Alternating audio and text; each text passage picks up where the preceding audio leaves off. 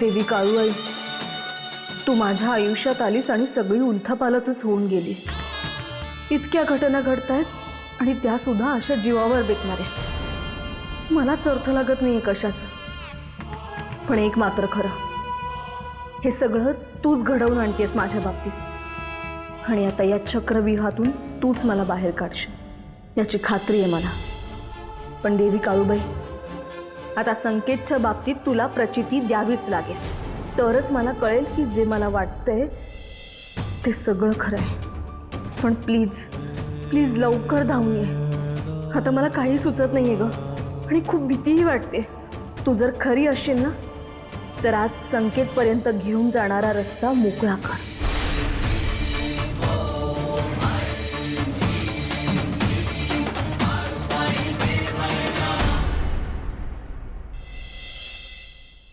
हो हो वकील साहेब, निघालोय मी।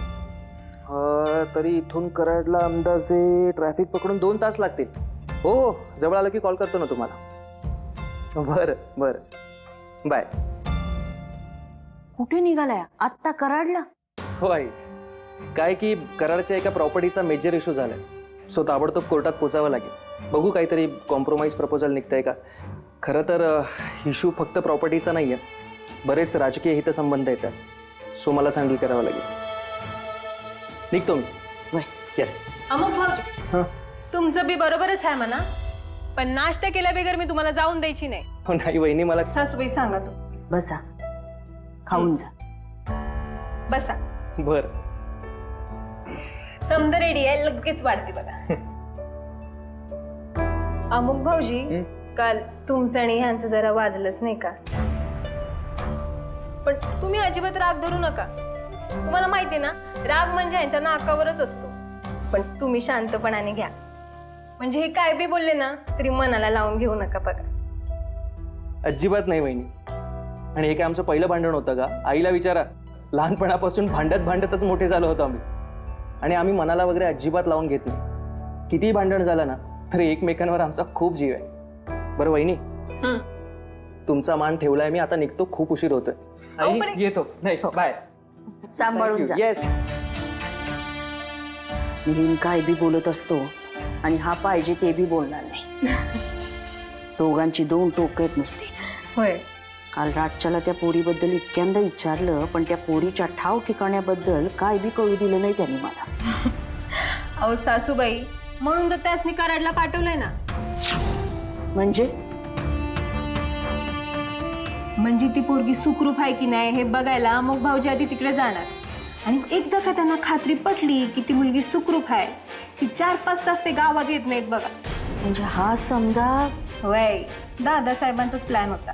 तुला कोणी सांगितलं? मिलिंद? थोडं त्यांनी सांगितलं, थोडं मीच समजून घेतलं। ते तवरून ताकभात कळतोच की आपल्याला। बरं सासूबाई, मी आलेच बरं का।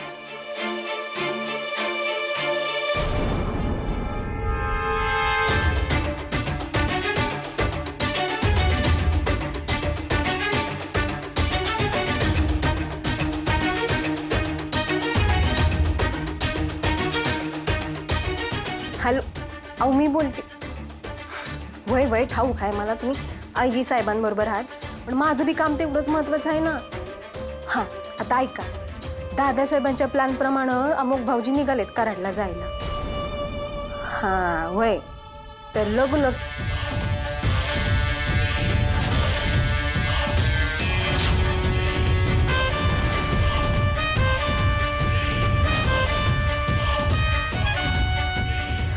वय, पण तुम्ही हे सगळं करताय, पण जरा जपून हो का।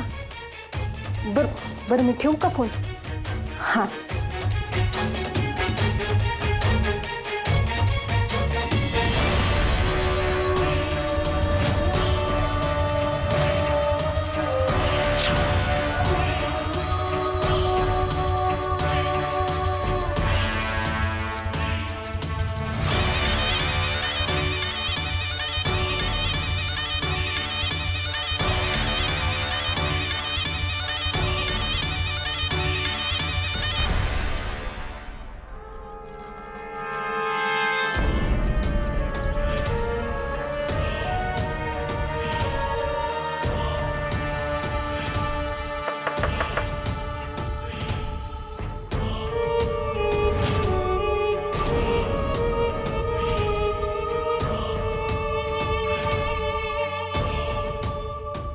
तू आलास?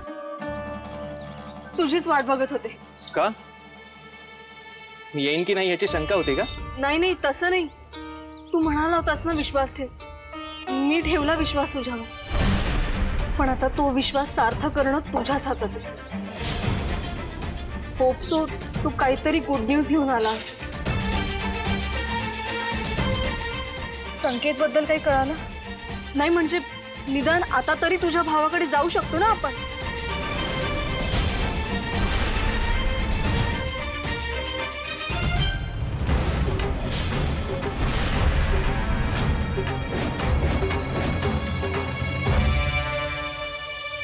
नाही नाही म्हणजे काय आहे की तो कालपासून पोलीस बंदोबस्तासाठी बाहेर आहे, त्यामुळे भेट होणार नाहीये. पण मी त्याला सांगितलंय सगळं. शिवाय माझी सुद्धा काही माणसं कामाला लावलेत. तुझा भाऊ नक्की सापडेल. अरे यार, एवढंसं गाव, तुझा भाऊ पोलीस आहे, मग मुंबईवरून आलेला साधा एक मुलगा सापडू शकत नाही? यार, धीर सुटत चाललाय माझा आता. माझ्या मनात नको नको ते विचार येत आहे. तर या गावात मी नवी आहे, डिपेंड राहावं लागतंय, त्याचा त्रास होतोय आता. शांत हो, प्लीज शांत हो. तुझी मनस्थिती कळतीये मला. ट्रस्ट मी, तुझा भाऊ नक्की सापडेल. सापडेल ना? मग आपण जाऊयात ना त्याला शोधायला. चल. नाही, तेच सांगायला आलो होतो की मी कोर्टाच्या एका कामासाठी कराडला चाललो. दुपारपर्यंत परत ये, पण प्लीज तोपर्यंत घरात थांब. दुपारपर्यंत काहीच होऊ शकत नाही का? परिस्थिती खूप नाजूक, खूप सांभाळून हाताळावं लागणार आहे. आज जा.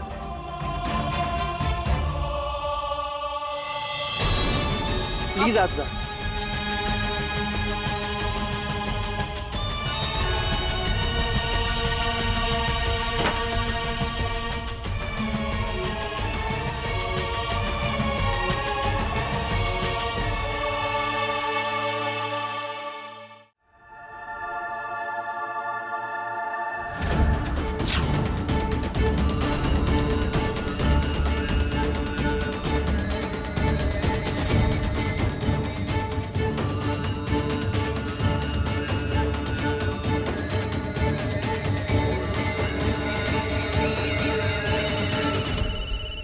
गुरूंचे गुरु विराट गुरु. धूळ घेतो पायाची गुरुजी. सगळं गळ्याशी यायला लागलंय.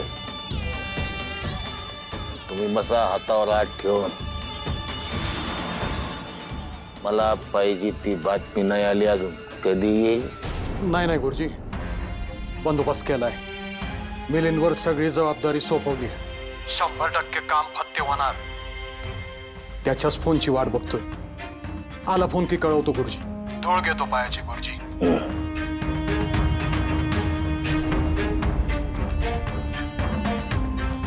म्या काय म्हणते, अमोक तर कराडला गेलाय ना? नाही म्हणजे आपल्याला दुसरं काय बी करता येणार नाही का? अमोगला कळलं तर तो चिडेल ना का? काय चाललंय तुमचं सरकार? हा? ती पोर आपल्या समद्यांच्या जीवावर उठल्या. अहो, साधी सुधी नाही ही. काळूबाईनं तिला पाठवलंय आपला नाश करण्यासाठी. गुरुजी आहेत म्हणून आपण वाचलो.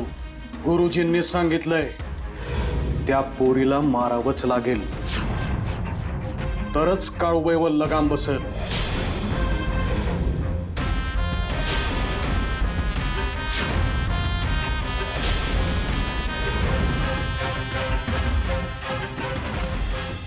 तेव्हा गुरुजींनी सांगितल्याप्रमाणे त्या पोरीला आणि काळूबाईला दोघींनाही ह्या जगात काय नाही होत त्या दोघींना.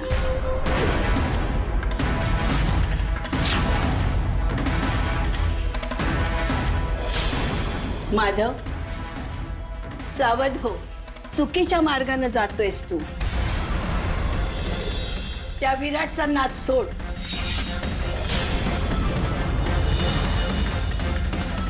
आई साहेब, आमच्या गुरुजींच्या बाबतीत असं काही बोल नका. बोलणार. त्याचा खेळ आता संपत आलाय. ही पोरगी कोण आहे मला माहित नाही, पण माझ्या काळूबाईचं पाऊल ज्या गावात पडलंय मला जाणीव होतंय त्याची. तुला बजावते मी माधवा. तिला विरोध करू नकोस. मग काय करू? हा? ये बाई ये आणि आमचं घर उद्ध्वस्त कर असं म्हणू तिला?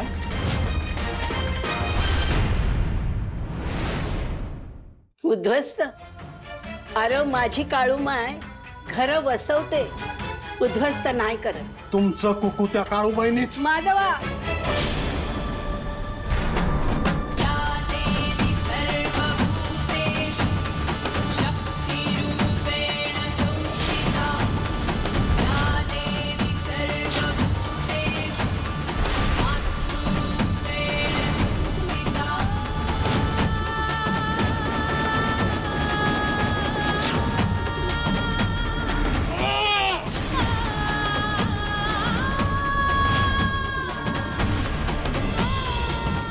अरे किती वेळा तुला सांगितलं, त्या गोष्टीला काळूबाई जबाबदार नाही. होती, तीच जबाबदार होती. तिनंच हे सगळं केलंय आणि आता ती काळूबाई आमच्या रोखानं आली आहे. तुम्हाला सांगून ठेवतोय आई साहेब, आम्ही तिला परतून लावणार. काळूबाईनं पाठवलेली ती पोरगी या जगातून जाणार.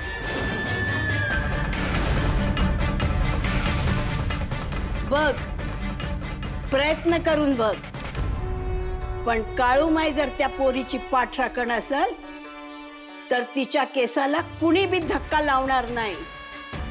लक्षात ठेव माधवा.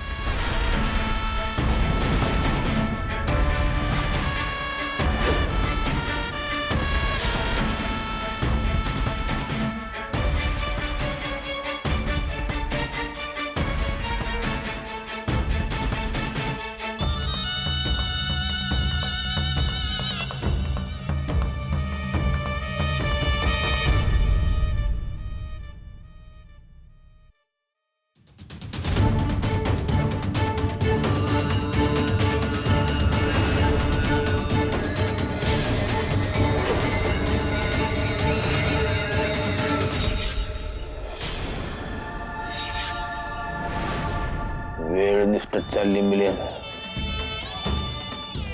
वेळ निष्ठत चालली. घाई करायला पाहिजे.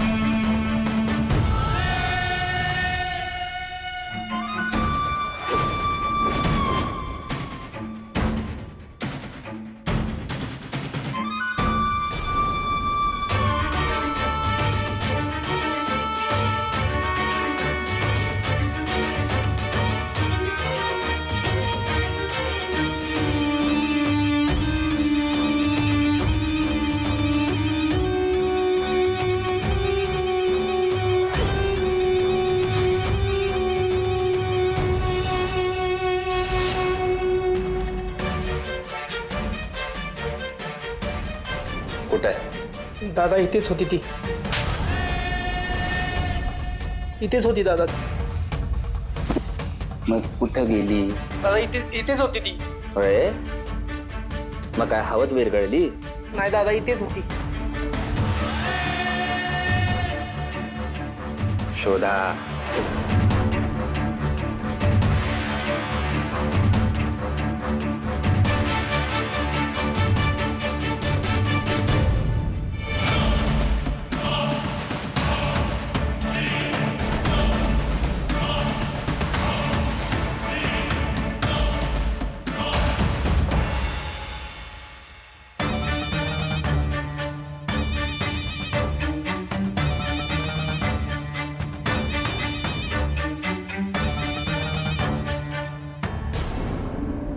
हे आमचं शेतातलं घर आहे. कामगारांसाठी बांधलं होतं, पण सध्या इथे कोणीच नसतं. पण मला का घेऊन आलाय तिथे? परिस्थिती खूप नाजूक आहे, खूप सांभाळून हाताळावं लागणार आहे. आज जा.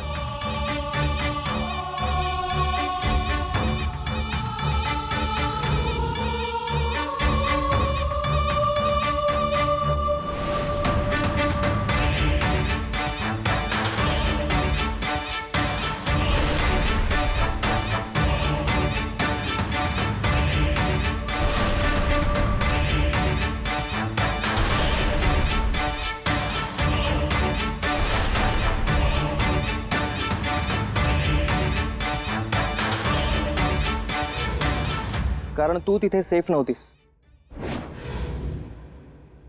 म्हणजे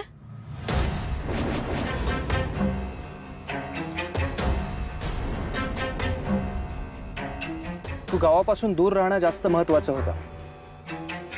इथे कोणीच येत नाही, सो तू सेफ आहेस. पण मी येईपर्यंत प्लीज घराबाहेर पडू नकोस. मी लवकरच परत येईन. हं? ये.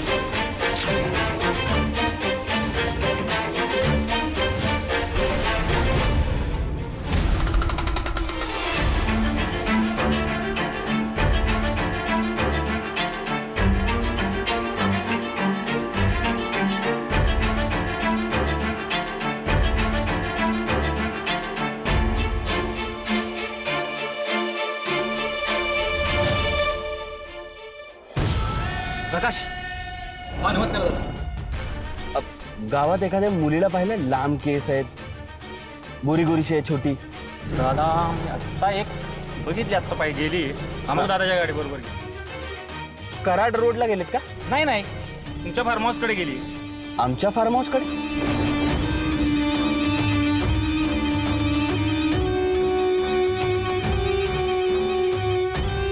ठीक आहे. राम राम.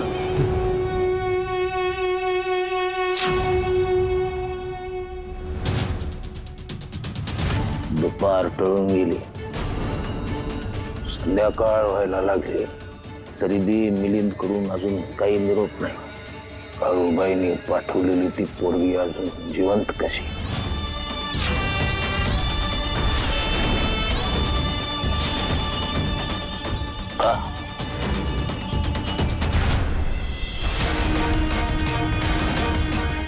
मी जर आत्ता तिकडे गेलो तर अमोघला माझ्यावर संशय येईल. गणाला हे काम सोपवतो. बेस्ट.